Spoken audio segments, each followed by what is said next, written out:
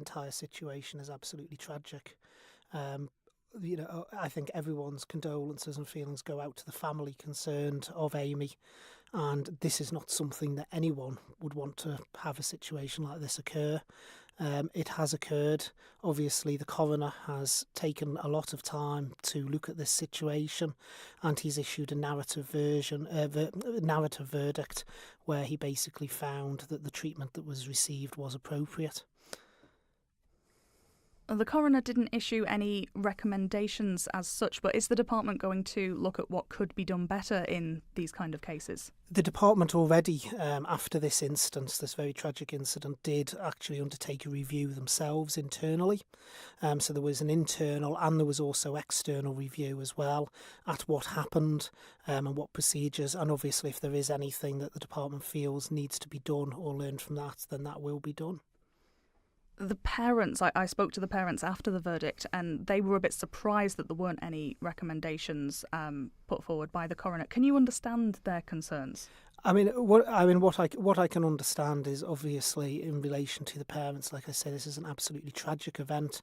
I don't even want to try and begin to imagine what they're going through, and wouldn't wish that on anyone to go through what they've been through. In terms of the process, that is a matter for the courts. It's a matter for the coroner.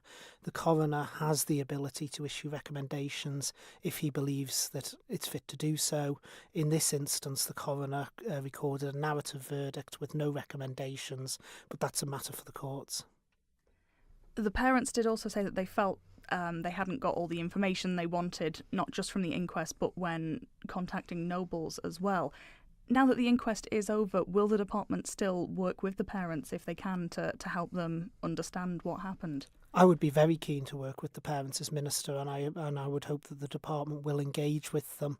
As I say, it's a really tragic set of circumstances, and I think it is important that we give that help and support to the family.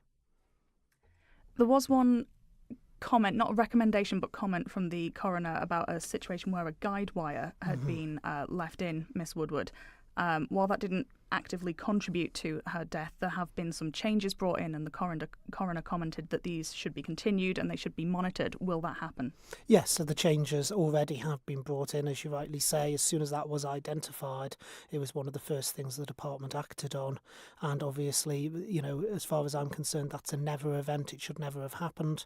And obviously it will. That will continue with the changes. And just one final concern that the parents mentioned when speaking to us. They were unhappy being from off-island, coming into a system that they don't necessarily understand. Manx courts are different to Scottish courts. They felt it was quite one-sided, that the Department of Health and Social Care had lots of legal representation, whereas they didn't. Do you feel it is an unfair system in these circumstances? I can't really comment on that as such, because that's someone's perception of the way the systems work in the island.